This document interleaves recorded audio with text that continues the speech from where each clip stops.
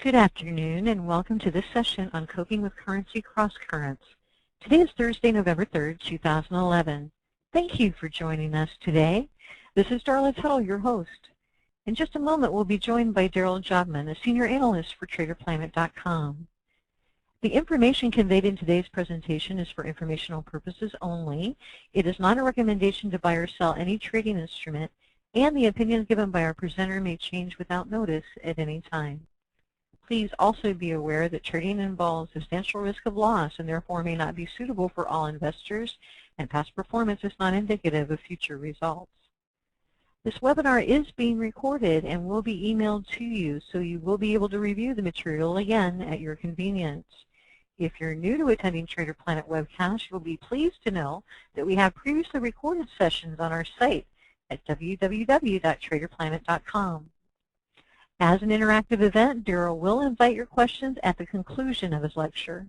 Your questions let Darrell know if he's been effective with the discussion and helps as he prepares future presentations, so we hope you'll help him out by sending in some great questions.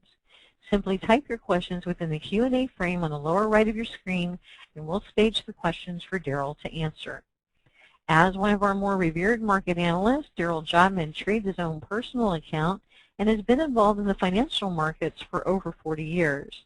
A decorated Vietnam War veteran, he was a newspaper farm editor and editor of several agricultural publications before becoming an editor of Futures magazine for more than 15 years. He has written and edited more than a dozen books and courses on trading. Darrell enjoys helping others succeed by teaching the do's and don'ts of trading, so if you're in need of his help, you'll benefit from his editorial contributions on TraderPlanet.com. It's now my pleasure to introduce the senior analyst for TraderPlanet.com and our good friend, Darrell Jobman. Thank you, Darla. Thank you for that introduction. We've got lots of exciting stuff to talk about today, about the markets, of what's going on in the world. But first, we do need a couple of housekeeping types of items. First of all, when we do get to the charts, which we're going to look at in a little bit, we will be using Vantage Point intermarket analysis software for the charts, using some of their indicators to help try to decipher what's going on in the market and where we can place some trades. And then secondly, our sponsor, Wassendorf & Associates, which is the publisher of SFO, operate the Traders Press. Very good source of information, education. When you combine that with the TraderPlanet.com website, you've got a pretty good package there to learn about trading, hopefully to do a better job of trading, try to figure out these markets.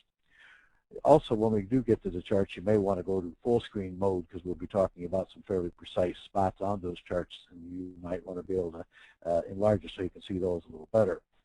Well, we really have chaos kind of in the world, in the currency world today. It's kind of a situation where we have all the ills of the financial world kind of seem to come down, summarized into what's going on with the currencies. And, you know, there's been a lot of discussion about the demise of the euro.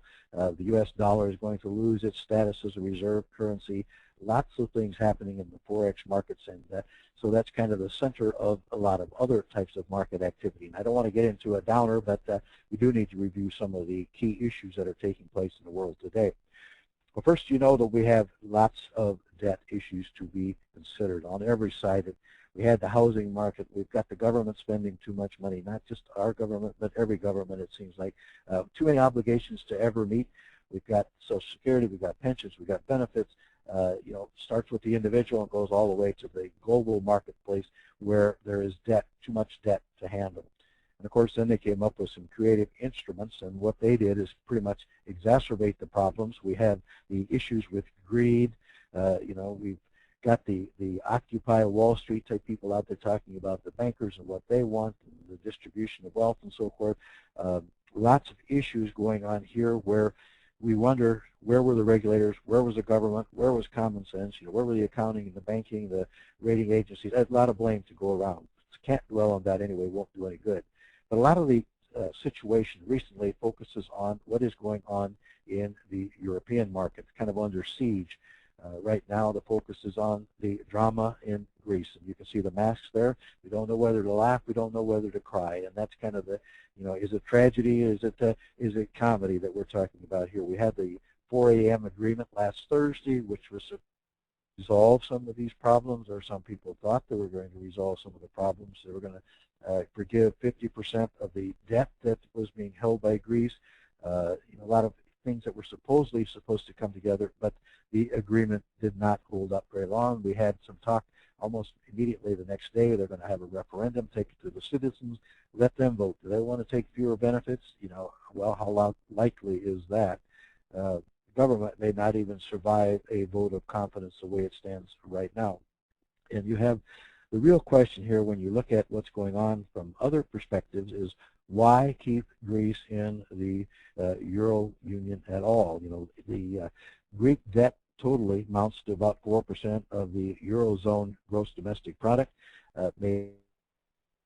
For banks that have the losses, are not willing to compromise or anything like that, just let the losses, take over, go into default, and move on. But you know how that is not very palatable to the banks and politicians, and you can see that even in the U.S. banks not willing to get to actual reality in terms of what's going on in the housing. So whether there'll be any solution to that, I don't know, and I don't know that anybody really knows kind of what the end game is going to be here. We still have, of course, the U.S. jobs and housing slumps. We've got no solution really in sight there. We get some executive orders. They solve some of the problems, but not the big problem, not enough impact. The Fed just had its meeting and pretty much didn't do anything. It noted some signs of economic growth, but then there's not enough really to make any great change in policy. Can't really say one way or the other whether they want to change rates or to launch a QE3 effort. So they still have that little, potential iron that they can throw at the market if they would like with the QE2 possibility, another bailout, which would not be well received. Of course, the banks, all of the banks seem to be pretty well stressed. We've got the banks in Europe at odds here with, what is going on in the marketplace and being able to recover from the situation that they have with too much debt, to sovereign debt, debt in the property area. You'd think that if they could borrow at near zero and loan the money out at 4% as they can in U.S. banks, why they should be able to do okay, but they're not lending. They're still trying to pull themselves together and come out of this mess with this, the best face they can put on it. Now, related to all that, of course, is the bankruptcy in MF Global. Last week or a couple weeks ago, there was a big Goldman Sachs loss reported. Primarily what is going on with those, I think, is the exposure, or at least what's credited with their problems, is the exposure to the European debt market. They're all trying to be investment banks, and it's not working out very well. And I guess nobody learned anything from the S&L crisis of the 1980s, the long-term capital management debacle in the 1990s. It just seems like this lesson is going over and over, and kind of like a bad dream, and it just won't go away. Of course, politically, we end up with stalemate on various fronts. We have a stalemate in Washington, where Congress